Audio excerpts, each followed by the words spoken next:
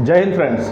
आज हम लोग देखेंगे जो सॉल्यूशन का जो 9 टाइप्स होता है। कल हम लोगों ने इस बात को जाना था कि हमारा जो विलियन होता है, सॉल्यूशन होता है, वो सिर्फ लिक्विड का ही नहीं होता है, बल्कि देख लीजिए यहाँ पर जैसा है कि सॉल्यूशन जो है सॉलिड सॉल्यूशन भी होता है, और फिर हमारा लिक्विड सॉल्यूशन भी होता है, और हमारा क्या होता है गैसियस सॉल्यूशन भी होता है। अब देखिए सॉलिड सॉल्यूशन में सॉल्वेंट कौन होगा, मतलब आपको ये जो विलायक है, ये विलायक कौन होगा, तो वो सॉलिड होगा, मतलब ठोस होगा। जैसे देखिए सॉलिड इन सॉलिड, सबसे पहले हम लोग लेते हैं कि सॉलिड सॉल्यूशन में हम लोग जानेंगे कि पहले जानेंगे सॉलिड इन सॉलिड, मतलब ठोस में ठोस, मतलब ठोस में अगर ठोस को घुला दिया जाए, मतलब जिसमें कि सॉल्वेंट भी आपका ठोस हो और सॉल्यूट भी आपका क्या हो, तो ठोस हो। और दूसरा जो जानेंगे लिक्विड इन सॉलिड, मतलब सॉलिड में क्या करा जाए, जब लिक्विड को मिला दिया जाए। और वहीं पर गैस इन सॉलिड, मतलब सॉलिड में किसको मिला दिया जाए, तो गैस को मिला दिया जाए। तो ये 3 टाइप का जो हम लोग देखेंगे सॉलिड सॉल्यूशन में। उसी तरीके से सभी का 3 टाइप्स है, मतलब लिक्विड सॉल्यूशन का भी 3 टाइप है, गैसियस सॉल्यूशन का भी कितना टाइप है, तो 3 टाइप है। सभी को 3 करके हम लोग देखेंगे। इस तरह से हम लोगों का पूरा कंप्लीट हो जाएगा, 9 सॉल्यूशन हो जाएगा। जैसे कि देखिए यहाँ पर हमारा है सॉलिड सॉल्यूशन। अब देखिए सॉलिड सॉल्यूशन में सॉलिड इन सॉलिड कहने का मतलब हम लोग क्या करेंगे, सॉलिड में सॉलिड को, मतलब ठोस में ठोस को घुलाएंगे। तो इसमें बताइए सॉल्वेंट कौन होगा, तो जाहिर सी बात है ये सॉलिड सॉल्यूशन है, तो सॉल्वेंट हर किसी में, ये तीनों में जो सॉल्वेंट होगा वो कौन होगा, तो सॉलिड ही होगा। अब जैसे देखिए सॉलिड इन सॉलिड को जो है एग्जाम्पल में कैसे देखेंगे, जैसे देखिए हमारा जितना भी टाइप का अलॉय है, मतलब जितना भी टाइप का मिश्र धातु है, वो सारा का सारा हमारा क्या है, तो वो सॉलिड इन सॉलिड का ही एग्जाम्पल है। जैसे यहाँ पर ले लीजिए स्टील, ब्रास, ब्रॉन्ज, ये सारा का सारा हमारा क्या है, तो ये सॉलिड इन सॉलिड, मतलब ठोस में ठोस का उदाहरण है, मतलब ठोस में ठोस का जो विलियन बनता है उसी का क्या है, तो ये एग्जाम्पल है। अब नेक्स्ट में आ जाइए लिक्विड इन सॉलिड, क्या, तो लिक्विड इन सॉलिड, मतलब सॉलिड में जब लिक्विड को मिला जाता है। जैसे देखिए कॉपर सल्फेट आप लीजिए, कॉपर सल्फेट का पाउडर लिए, ये विलायक हो गया, ज़्यादा कॉपर सल्फेट का पाउडर लिए और उसमें आपने क्या मिला दिया, तो उसमें आपने पानी मिला दिया। इस तरीके से आपका बन जाता है क्या, तो ब्लू विट्रॉल। ब्लू विट्रॉल का जो फॉर्मूला होता है, केमिकल फॉर्मूला आपने देखा होगा, CuSO4 into 5H2O, मतलब ये जो कॉपर सल्फेट, मतलब ये जो ब्लू विट्रॉल है, ब्लू विट्रॉल में ये जो वाटर है, इस वाटर का कितना मॉलिक्यूल है, तो इस वाटर का 5 मॉलिक्यूल है, ठीक है। एंड नेक्स्ट वाला जो आता है कि gas in solid. Gas in solid का मतलब क्या हुआ कि अगर आप क्या करें, सॉलिड में गैस को मिलाएं। देखिए बहुत ज़्यादा प्रेशर पर आप सॉलिड में गैस को क्या कर सकते हैं, डिजॉल्व कर सकते हैं। यहाँ पर सॉल्वेंट कौन होगा, तो यहाँ पर सॉल्वेंट जो होगा हमारा वो सॉलिड ही होगा। जैसे कि देखिए ये है ना कि gas absorbed over the surface of metal, मतलब गैस को एब्जॉर्ब क्या कराया जा सकता है, किसके, मेटल के सरफेस के ऊपर पर, कब, जबकि प्रेशर बहुत ज़्यादा कर दिया जाए, जैसे कि पैलेडियम हो गया, प्लेटिनम हो गया, ये सारा चीज़ हो गया। अब हम लोग जानेंगे, देखेंगे किसका, लिक्विड सॉल्यूशन के बारे में। मतलब इसमें हमारा जो सॉल्वेंट होगा वो कौन होगा, तो वो सॉल्वेंट होगा हमारा लिक्विड ही होगा। जैसे देखिए सॉलिड इन लिक्विड, मतलब आप लिक्विड में क्या कर रहे हैं, सॉलिड को घुला रहे हैं। मतलब अगर आप पानी में नमक को घुला रहे हैं तो मतलब सॉलिड को घुला रहे हैं, तो ये जो सॉल्यूशन हो जाएगा आपका क्या कहलाएगा, तो ये जो सॉल्यूशन होगा वो आपका कहलाएगा कि सॉलिड इन लिक्विड।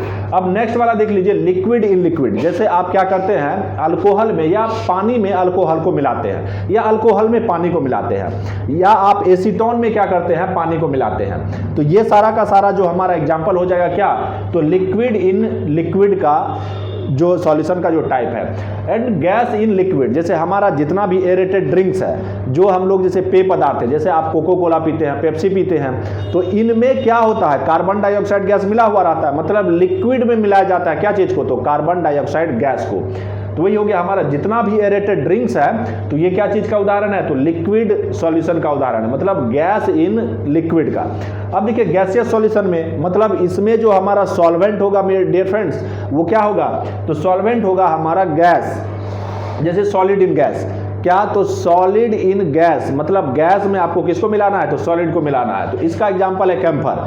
अगर आप क्या करें, कपूर को खुली हवा में रख देंगे तो वो कपूर क्या हो जाएगा, डायरेक्ट हवा में मिल जाएगा। इस तरह से आपने क्या किया, तो आपने ये किया कि गैस में कैम्फर को मिला दिया, मतलब गैस में किसको, कैम्फर को घोल दिया। तो इस तरीके से ये जो उदाहरण हो गया आपको सॉलिड इन गैस का। वहीं पर लिक्विड इन गैस का अगर हम लोग बात करें तो लिक्विड इन गैस का मतलब क्या होगा, जैसे देखिए जब हमारे एयर में फॉग जम जाता है, तो ये उदाहरण है, सीधी सी बात है, ये उदाहरण किसका है, तो ये उदाहरण है लिक्विड इन गैस का। वहीं पर नेक्स्ट जो होता है कि गैस इन गैस, मतलब आपने क्या किया कि गैस में, मतलब इसमें जो सॉल्वेंट होगा वो भी गैस ही होगा और सॉल्यूट भी कौन होगा, तो गैस ही होगा।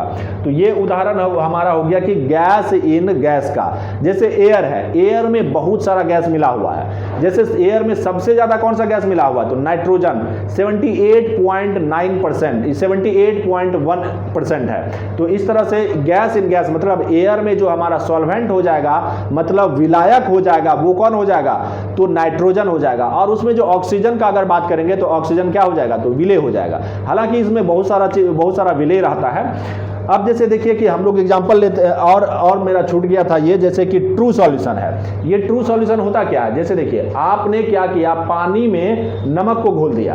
तो जैसे ये है, पानी में आपने क्या किया, नमक को घोल दिया। ये पानी था, इसमें आपने क्या किया, नमक को घोल दिया। अब यहाँ से अगर आप पानी निकालेंगे, फिर यहाँ से भी पानी निकालेंगे, यहाँ से भी पानी निकालेंगे, यहाँ से भी नमक का सॉल्यूशन जो निकालेंगे, तो सभी जगह का स्वाद क्या होगा, सेम होगा। तो मतलब ये होमोजीनियस सॉल्यूशन हो गया। क्या हो गया, तो होमोजीनियस सॉल्यूशन हो गया। इस तरीके का सॉल्यूशन को हम लोग क्या कहते हैं, तो ट्रू सॉल्यूशन के नाम से जानते हैं। अब यहाँ पर एक चीज़ बताने के लिए भूल गया था कि ये जो डेंटल अमलगम होता है ये क्या चीज़ होता है। जैसे अगर आपके दांत में कभी छेद हो जाता है, आप डॉक्टर के पास में जाते हैं, तो आपके दांत में जो भरा जाने वाला चीज़ है वो क्या है, तो डेंटल अमलगम ही है। अब ये डेंटल अमलगम कैसे बनता है, डेंटल अमलगम जो बनता है, जैसे मरकरी यहाँ पर क्या होता है, लिक्विड के फॉर्म में रहता है, और इस मरकरी में क्या चीज़ मिलाया जाता है, तो सिल्वर का पाउडर को मिला करके अमलगम बनाया जाता है। तो ये जो उदाहरण है आपका क्या चीज़ का, तो liquid in solid, liquid in solid. आपने क्या किस में मिलाया, तो वो जो सिल्वर पाउडर था उसमें आपने क्या मिला दिया, तो इसको मरकरी के सॉल्यूशन को मिला दिया। अब जैसे देखिए हमारे डियर फ्रेंड, बहुत सारे हमारे फ्रेंड ऐसे होते हैं, बहुत सारे हमारे स्टूडेंट ऐसे होते हैं कि जो कहते हैं कि सर हमें केमिस्ट्री उतनी अच्छे से समझ में नहीं आती है। इसको लेकर के मैं एक कहानी बताता हूँ। जैसे बाज होता है, तो बाज क्या कहलाता है, तो बाज पक्षियों का टाइगर कहलाता है, पक्षियों का लायन कहलाता है। तो बाज के सर के ऊपर पे, या बोले बाज के कंधे पे एक छोटा सा चिड़िया आकर के बैठ जाता है। वो छोटा सा चिड़िया को वो जो बाघ भगा नहीं पाता है, तो बाज को वो चिड़िया कहता है कि तुम तो टाइगर कहलाते हो पक्षियों का, लेकिन तुम हमको भगा नहीं पा रहे हो। तब शांत हो जाता है, कंप्लीट रूप से अपने आप को शांत करता है, कौन, बाज, और वो अपना उड़ान भरना शुरू करता है। और उड़ान इतना भरता है कि वो बादलों के पार चले जाता है। जब बादलों के पार चला जाता है तो धीरे धीरे ऑक्सीजन का लेवल क्या हो जाता है, कम होने लगता है।